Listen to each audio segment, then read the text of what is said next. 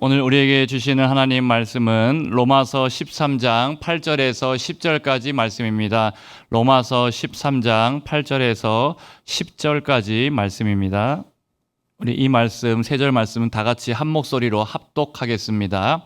피차 사랑의 빚 외에는 아무에게든지 아무 빚도 지지 말라. 남을 사랑하는 자는 율법을 다 이루었느니라.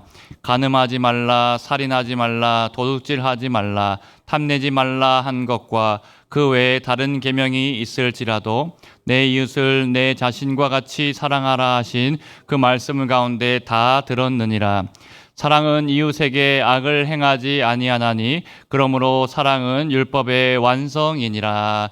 아멘. 할렐루야. 예, 우리 수요교대에 나오신 여러분들을 환영하고 축복합니다. 예, 우리 지난 나라 행복나눔 축제 통해서 우리 243분의 우리 새가족분들의 교회에 우리 방문해 주셨습니다. 그래서 우리 교회가 참 저력이 있고 또 기도하고 전도하니까 하나님의 역사가 나타난 줄로 믿습니다.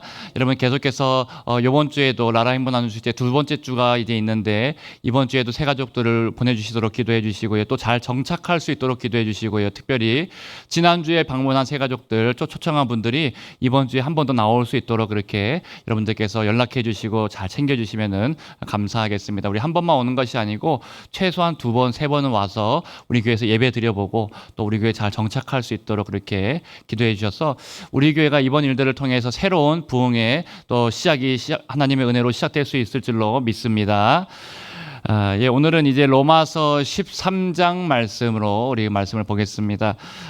여러분 제가 예전에 본 TV 광고 중에서 잊혀지지 않는 광고가 하나가 있습니다. 대출 회사 광고인데요. 앞에 한번 화면을 한번 띄워주시면요. 잘 안 보이실 수 있는데 러시앤 캐시라는 광고 TV에서 많이 그렇게 광고했었습니다. 여러분 돈 대출해 주는 곳 그래서 뭐 대부업체라고도 하는 이 회사의 광고가 아주 인상적이었는데 이 광고에 보니까 이제 한 여자 청년이 딸이 엄마한테 말합니다. 엄마 나 러시앤 캐시 합격했어. 야 거긴 좀 그렇지 않니? 은행도 아니고. 그러자 딸의 대답이 참 인상적입니다. 아니야 은행이랑 하는 일은 비슷한데 뭐 젊은 회사라서 좋더라고. 이렇게 하는 여러분 전혀 뭐 이렇게 이게 무슨 뜻인지 잘 이해를 못 하시는 것 같아서 사실은 이것이 이 은행이랑 비슷해 보이지만 이 그 금리가 그 이자가 얼마인가 하면 30 몇 프로가 되는 굉장히 고금리의 제3금융권 그런 대출 그런 업체라고 할 수 있죠. 자, 그래서 이렇게 은행이랑 하는 일은 비슷하지만 완전히 다른 그런 결의 모습을 보이고 있는데 이 광고가 이제 TV에서 하도 많이 광고하니까 이슈가 돼가지고 패러디를 많이 했습니다. 그래서 이렇게 패러디했는데 글로 한번 보여주시면요.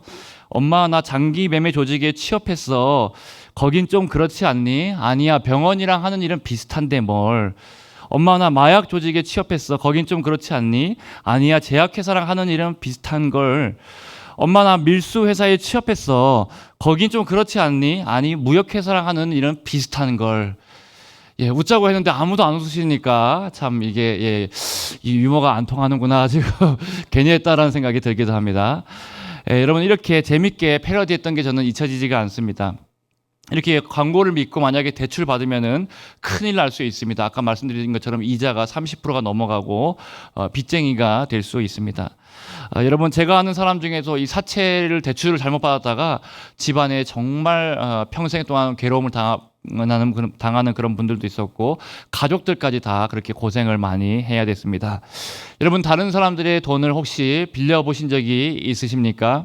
빚을 지고 있는 사람은 마음이 편치 못합니다. 늘 쫓기게 됩니다. 그래서 성경은 가급적 빚을 지지 말라라고 그렇게 말씀합니다. 또 돈을 빌려주고 받지 못하고 있는 사람도 마찬가지로 마음이 편하지 않을 것입니다. 빌려줬는데 못 받으면 괴롭기 때문입니다. 여러분께서 오늘 말씀에서 보면은 아무에게든지 서로 빚을 지지 말라라고 말씀하고 있습니다. 그러면서 이 말씀이 그러면 아예 그러면 금전거래는 하면 안 된다라는 말인가? 여러분 그런 의미일까요? 집을 사기 위해서 은행에서 아파트 대출을 받는다든지 이런 것도 받으면 안 된다라는 의미일까요? 여러분 성경 전체를 보면은 그렇지 않습니다. 정말 필요할 때는 뭐 이렇게 빌릴 수도 있고 한 것을 볼 수 있는데요. 신명기 15장 7절에서 8절 말씀까지를 한번 보시면요. 이 중반부에 이제 가난한 형제가 붙어 보면은 가난한 형제가 너와 함께 거주하거든 그 가난한 형제에게 네 마음을 완악하게 하지 말며 네 손을 움켜쥐지 말고 반드시 네 손을 그에게 펴서 그에게 필요한 대로 쓸 것을 넉넉히 꾸어주라. 예, 여러분 그래서 빌려줄 수 있다. 가난한 사람들한테 빌려줄 수 있다라고 말하고요. 또 누가복음 6장 말씀에 보면은 빌려줄 때에도 꼭 필요한 사람에게 빌려줄 때 다시 돌려받지 않을 마음으로 빌려주라라고 말하고 있습니다. 이 금전관계가 잘못하면 굉장히 서로 간에 불신과 또 갈등이 생길 수 있기 때문에 만약에 꼭 빌려주려고 한다거든 돌려받지 않을 생각으로 빌려줄 수 있는 만큼만 빌려주라라고 되어 있죠. 누가복음 6장 37절 38절 말씀도 한번 보시면요. 그래서 중반부에 보면 아무것도 바라지 말고 꾸어주라 그리하면 너희 상이 끓 것이요 주라 그리하면 너희에게 줄 것이니 곧 후히 되어 누르고 흔들어 넘치도록 하여 너희에게 안겨주리라 너희가 헤아리는 그 헤아림으로 너희도 헤아림을 도로 받을 것이니라. 여러분 그래서 아무것도 바라지 말고 꾸어주라라는 그 말씀이 여러분 받지 않을 요량으로 그렇게 빌려줄 수 있다라고 말하고 있습니다. 그러면서 보증은 여러분 쓰라고 말할까요? 서지 말라고 말할까요? 쓰지 말라라고 잠언에서 3번이나 보증은 쓰지 말라라고 어떻게 우리의 이런 현실과 상황들을 잘 알고 말씀하는지 모르겠습니다. 잠언 22장 26절 말씀도 보면은 남의 빚에 보증을 서지 말라라고 그렇게 말씀하고 있습니다. 이 외에도 보증에 서지 말라라고 잠언에서 2번 더 나오고 있습니다. 여러분 이렇게 성경이 빚에 대해서 말씀하는 것은 무엇입니까? 서로 가급적이면은 빚을 지지 말라 라고 말씀하고 있고요. 가급적이면은 돈을 빌려주지 말고 빌리지도 말고 꼭 어쩔 수 없는 상황이 있으면은 받지 않을 요량으로 빌려주라라고 하고 또 보증은 쓰지 말라라고 말씀하고 있습니다. 그런데 성경에 보니까 허용하고 있는 예외적으로 허용하고 있는 빚이 하나가 있는데 그 빚이 무슨 빚입니까? 오늘 말씀에 나오고 있는 사랑의 빚은 허용해 주라라고 말씀하고 있습니다. 8절 말씀 앞에 화면 통해서 같이 한번 읽어보겠습니다. 시작.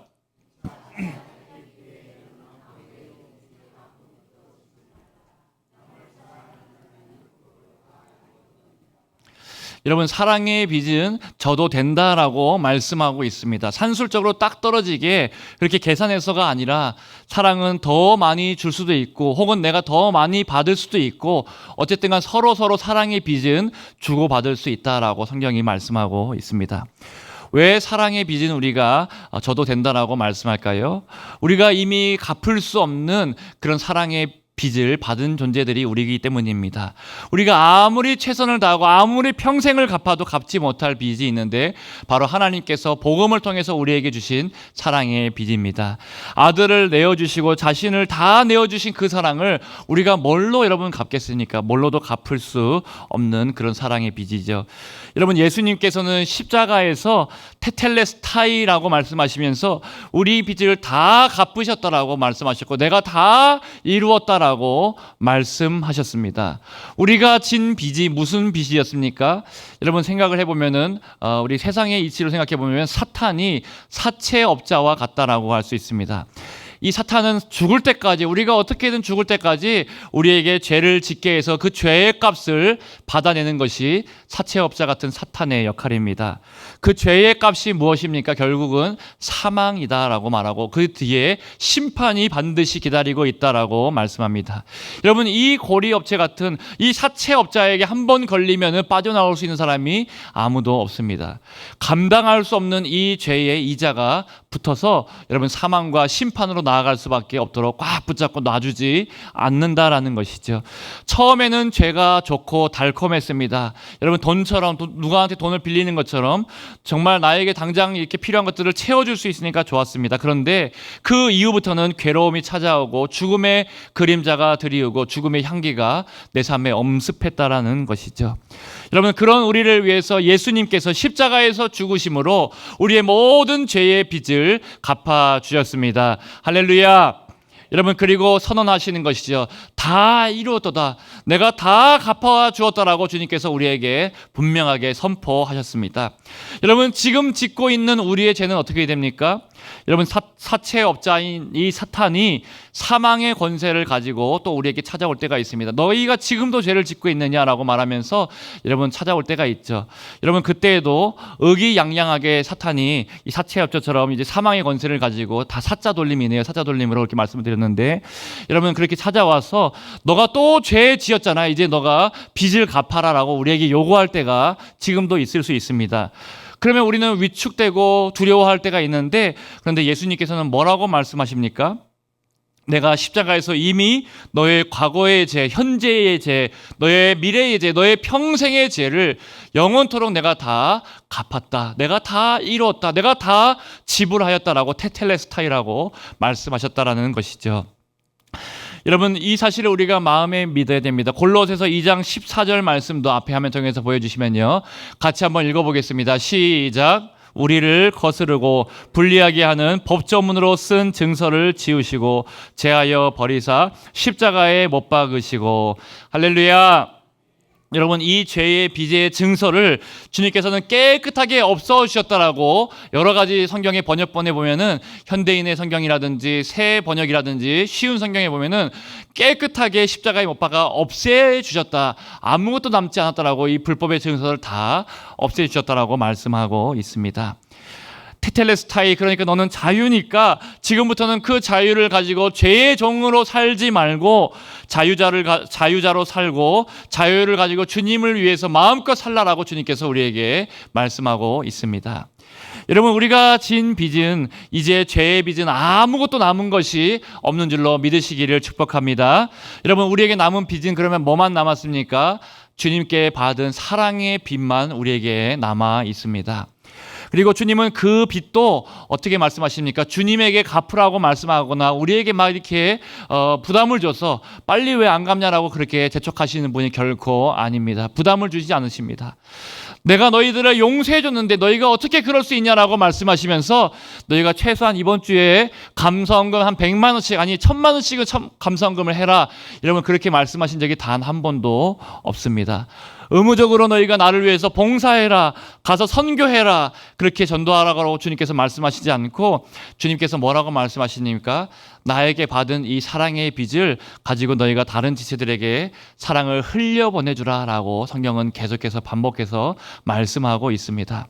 요한복음 15장 12절 말씀에 보면은, 내 계명은 곧 내가 너희를 사랑한 것 같이 너희도 서로 사랑하라 라고 말씀하고 해요. 또 주님께서 잘 아시는 말씀처럼 이 작은 소자 하나에게 한 것이 나에게 한 것이다 라고 말씀하면서, 나에게 받은 그 사랑을 가지고 정말 약하고 부족한 작은 소자 한 명에게 그 사랑을 흘려보내주라라고 그렇게 우리에게 말씀하고 있습니다.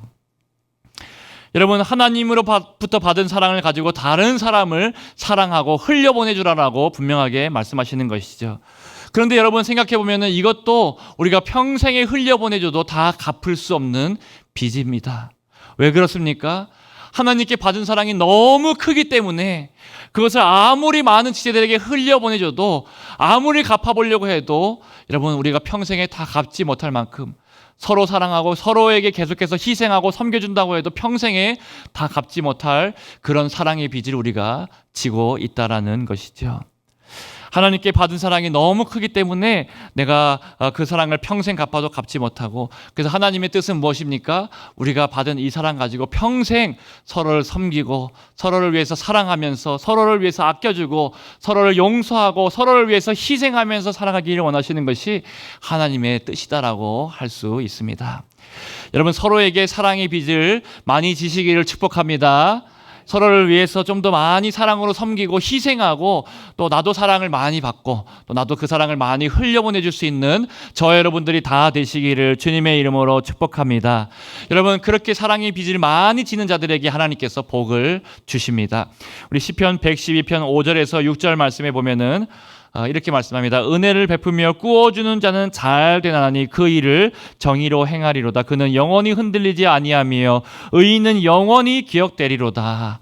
여러분, 하나님께 받은 사랑을 가지고 그 사랑을 흘려보내주고 꾸어주는 자들에게 하나님께서 영원토록 기억하시고 흔들리지 않도록, 영원토록 흔들리지 않게 만들어주시겠다라고 약속합니다. 누가복음 6장 38절 말씀에도 보면은 주라 그리하면 너희에게 줄 것이니 곧 후이되어 누르고 흔들어 넘치도록 하여 너희에게 안겨주리라. 할렐루야. 여러분, 우리 주변에 연약한 자들 또 작은 자들에게 우리가 다시 받을 것을 바라지 말고 줄 때, 후하게 주올 때 하나님께서 다 기억하시고 흔들어서 넘치도록 하여서 다시 우리에게 갚아주시겠다라고, 우리에게 다시 안겨주시겠다라고 말씀하고 있습니다. 여러분, 이렇게 사랑에 빚은 하나님께서 기억하시고 반드시 갚아주신다라는 것이 하나님의 약속입니다. 여러분, 이 말씀 때문에 사랑의 빚을 대가 없이 주는 사람들이 우리 주변에 굉장히 많이 있습니다. 예전에 제가 한번 말씀드린 적이 있는데, 제가 청년들과 함께 연변과학기술대학교라고 유스트라고 하는 곳에 단기 선교를 청년들과 같이 인솔해서 간 적이 있습니다. 가서 이제 복음도 전하고, 이제 연변과기대에 계신 우리 교수님들 중에서 선교사님들인 교수님들이 있거든요. 한국에서 파송된 그런 선교사인 교수님들을 만나서 교제도 하고 선교사님들의 강의, 이제 선교적인 그런 삶에 대한 강의도 듣기도 했습니다. 그 중에 한 분 선교사 교수님께서 이렇게 말씀하였습니다. 자신이 가르치는 학생 중에 중국에서 이제 온 많은 많은 학생들이 있고, 또 이제 조선족들도 와서 연변과기대에서 공부를 하는 학생들이 많이 있는데, 그 중에 형편이 어려운 친구들이 많이 있다고 합니다. 그 중에 한 명을 자기가 정해서 이제 졸업할 때까지 4년 동안 이 학생에게 자기를 밝히지 않고 학비를 자기 사비를 털어서 그렇게 제공해 줬다라고 합니다. 그리고 이 학생이 졸업할 때가 되면 밥도 사주면서, 지금까지 너가 학교를 다닐 때 4년 동안 장학금을 내가 너를 위해서 제공했다라고 그렇게 밝히면서 이렇게 말한다고 합니다. 교수가 된 자기 자신도 미국에서 유학하고 공부할 때에 건물에 청소도 하고, 또 돈이 없으니까 또 식당에서 그릇도 닦고 설거지도 하면서 힘들게 공부했는데, 누군가가 나에게 준 사랑의 손길이 있어서 나도 힘든 유학 생활을 버티고 잘 마칠 수 있었고 이렇게 교수가 될 수 있었다라고 말하면서, 나도 그 받은 사랑의 빚을 조금이라도 너에게 갚은 것이다라고 그렇게 말했다고 합니다. 그러면서 이제 너도 학교를 졸업하고 사회생활을 이제 시작하게 될 것인데, 너가 받은 이 사랑의 빚을 나에게 갚지 말고 다른 사람에게, 도움이 필요한 사람들이 보이면은 계속해서 그 사람에게 사랑의 빚을 흘려보내주면 좋겠다라고 그렇게 마지막으로 졸업하는 학생에게 말했다고 합니다. 여러분, 참 감동적인 그런 분이죠. 여러분, 이것이 사랑을 잘 실천하는 그런 받은 사랑의 빚을 흘려보내주는 모습이다라고 할 수 있습니다. 여러분, 오늘 말씀에서 사랑의 빚은 지라고 말씀하면서 사랑하는 자는 율법을 완성한다라고 주님께서 말씀하고 결론적으로 그렇게 말씀하고 있죠. 왜 사랑을 율법의 완성이라고 말씀합니까? 사랑하는 사람은 다른 사람에게 악을 행하지 않기 때문입니다. 이웃을 사랑하는 자는, 진심으로 사랑하는 자는 악을 행할 수 없고, 율법에서 말하는 살인, 간음, 도둑질하는 것들, 탐내는 것들, 이런 것들은 이웃을 사랑하는 자가 결코 할 수 없는 일이다라고 그렇게 오늘 본문이 말씀하고 있습니다.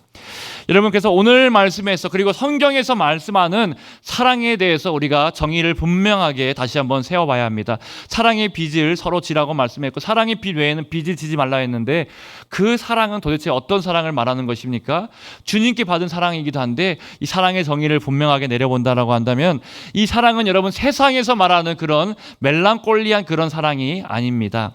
성경에서 말하는 사랑은 여러분 막 그 세계사상 속에서 나오는 영화에서 나오는 그렇게 뜨겁기만 하고 그렇게 아름답게만 묘사된 그런 사랑이 아닙니다.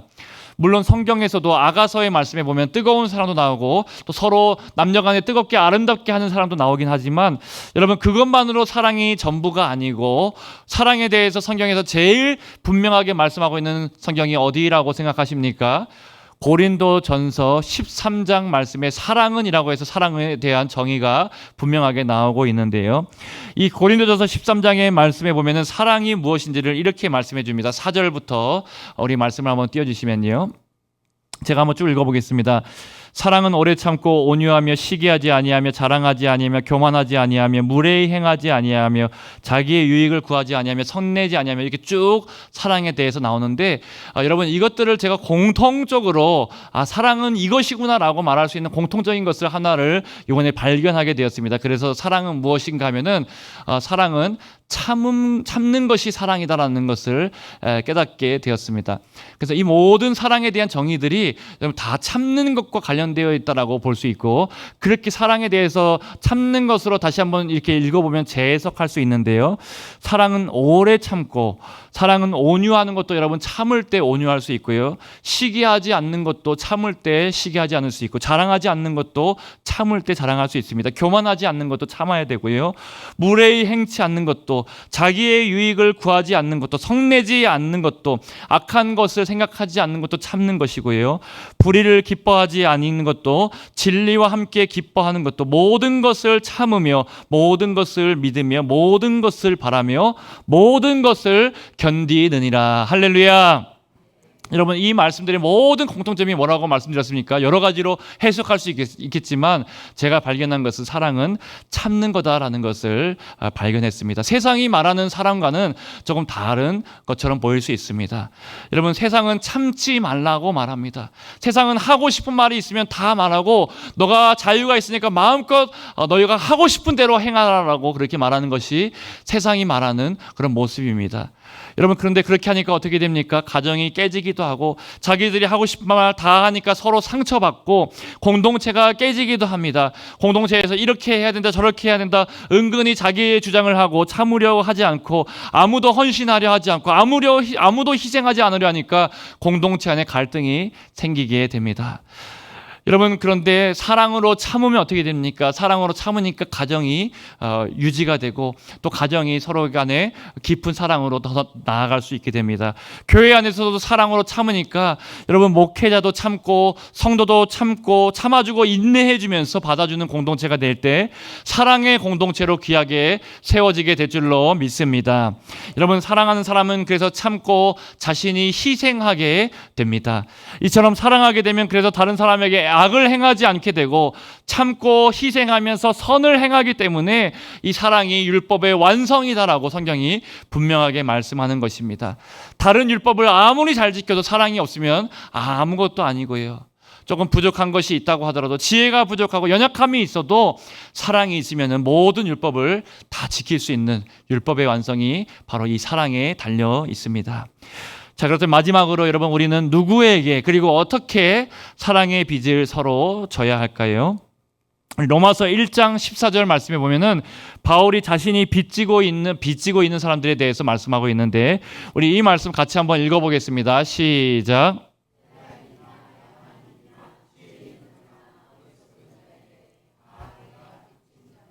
아멘. 여러분 여기서 보니까 바울이 누구에게 내가 빚진 자라고 말씀합니까? 헬라인이나 야만인이나 지혜 있는 자나 그리고 어리석은 자에게, 이 말은 모든 사람에게 다 내가 빚을 졌다라고 말씀하고 있습니다. 여러분 이방인이든지 유대인들이든지 잘난 사람이든지 못난 사람이든지 지위 여하에 상관없이 모든 사람들에게 나는 사랑의 빚을 지고 있고 그들에게 복음을 전해야 될 의무가 책임이 나에게 있다라고 바울이 고백했습니다. 여러분 왜 그런가 하면은 하나님께 받은 큰 사랑의 빚을 바울이 갚을 수 있는 방법은 내가 복음을 통해서 복음을 전하고 그들에게 하나님의 사랑을 흘려보내줄 때 내가 하나님이 원하시는 대로 하나님의 방법대로 내가 빚을 갚는 것이구나 라고 깨달아서 내가 모든 사람에게 사랑을 흘려보내주겠다, 복음을 전하겠다라고 그렇게 결심했다라고 하는 것이죠. 여러분 우리도 마찬가지입니다. 우리도 만나는 사람들 마다 이제 사랑의 빚을 줄 때 그들에게 돈도 쓸 수 있고 시간도 쓸 수 있고 여러 가지로 섬길 수 있지만 가장 큰 사랑의 빚을 갚는 방법은 복음의 빚을 흘려보내주는 것, 복음을 전하는 것이 가장 큰 사랑의 실천인 줄로 믿습니다. 여러분 이번 주에 이제 라라 행복나눔 주제가 한 주가 더 남았습니다. 계속해서 우리 새가족에게 복음으로 초청하고 가장 큰 섬김과 가장 큰 선물을 그들에게 줄 수 있기를 축복합니다. 여러분 마지막까지 기도하며 전도하여서 하나님의 큰 역사에 열매가 맺히게 되시기를 주님의 이름으로 축복합니다. 여러분, 그리고 이번 한 주간 동안에 우리 그리고 평생의 삶 속에서 나랑 만나는 사람들에게, 우리의 가족에게, 또 우리의 이웃에게, 우리 교회 공동체의 지체들에게, 또 우리 직장에, 또 세상에서 만나는 모든 사람들에게 이 사랑의 빚을 가지고 한번 섬겨보시길 바랍니다. 그럴 때 얼마나 많은 사람들을 행복하게 하고 또 사랑을 주는 나도 행복하게 되는지 우리가 경험할 수 있기를 축복합니다. 이번 주에 한번 이 사랑을 꼭 실천해 보시고 또 같이 우리 함께 찬송하면서 기도의 자리로 나아가도록 하겠습니다.